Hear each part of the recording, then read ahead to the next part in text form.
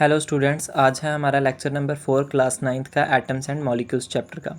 तो आज हम स्टडी करेंगे डाल्टन्स एटॉमिक थ्योरी। ये थ्योरी कहती है the theory provided an explanation for the law of chemical combination.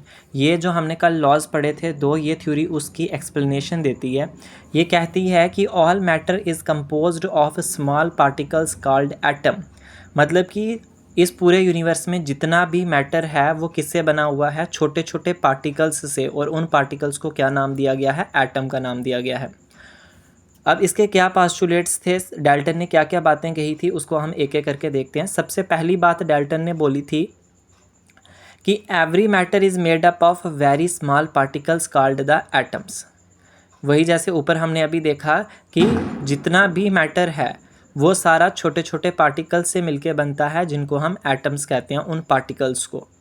दूसरी बात उसने बोली कि एटम जो है वो इनडिविजिबल है।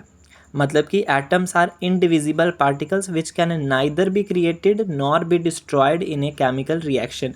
मतलब कि एटम जो है उसको हम डिवाइड कर ही नहीं सकते, वो इनडिविजिबल है। तो इसका मतलब एटम से छोटा पार्टिकल कोई भी नहीं है डाल्टन थ्योरी के अकॉर्डिंग। तो एटम को हम डिवाइड नहीं कर सकते किसी भी केमिकल रिएक्शन में, ना ही वो बनता है ना ही वो टूटता है, सेकंड पोस्टुलेट के अकॉर्डिंग। थर्ड पोस्टुलेट में उसने बोला था कि atoms of a same element are identical in mass as well as in chemical properties. तो ये तो बड़ी सिंपल सी बात है कि अगर हमारे पास एक गोल्ड का पीस है मान लो, तो अगर मैं यहाँ से इसके एक पीस निकालूं और एक पीस यहाँ से निकालूं, अगर यहाँ से निकालूंगा मुझे फिर भी गोल्ड मिलेगा, यहाँ से निकालूंगा वो भी गोल्ड ही मिलेगा, क्योंकि पूरा पीस ही गोल्ड का।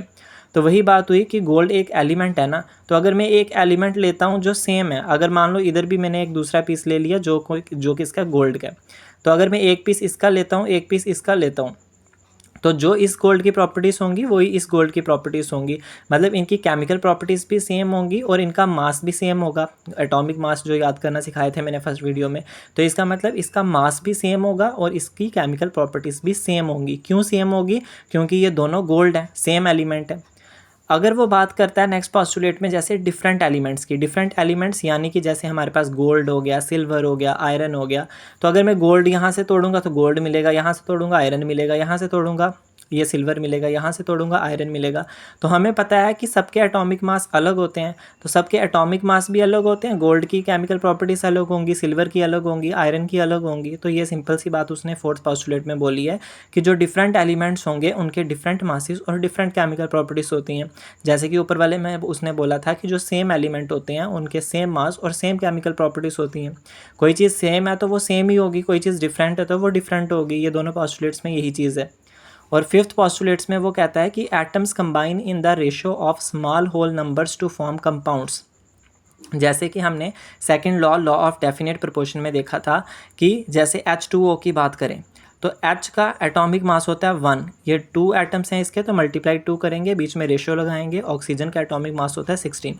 1 2 ज़ा 2 होता है और 16 का 16 लिखेंगे। इसको और सिंपल करेंगे तो 1:8 आएगा।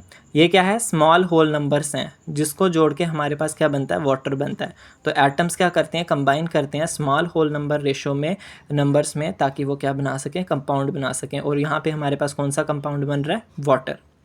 सिक्स पोस्टुलेट, लास्ट पोस्टुलेट, उसने बोला था कि जो रिलेटिव नंबर होते हैं और उनके काइंड्स ऑफ एटम्स होते हैं जो are constant in a given compound. कहने का मतलब है कि जैसे हम ले लेते हैं सल्फ्यूरिक एसिड। सल्फ्यूरिक एसिड में काइंड्स ऑफ एटम्स, किस किस तरह के एटम्स हैं हमारे पास? हाइड्रोजन है, सल्फर है, ऑक्सीजन है। और रिलेटिव नंबर्स, रिलेटिव नंबर्स कौन से होते हैं? जैसे ये इनके नीचे 2 लिखा हुआ है, सल्फर 1 है, ऑक्सीजन 4 है। तो ये चीज़ फिक्स है कि अगर सल्फ्यूरिक एसिड है तो उसमें 2 हाइड्रोजन होंगे, 1 सल्फर होगा और 4 ऑक्सीजन होगी। तो ये जो रिलेटिव नंबर्स हैं ये फिक्स हैं। तो ये थी हमारी डाल्टन थ्योरी और उसके पोस्टुलेट्स।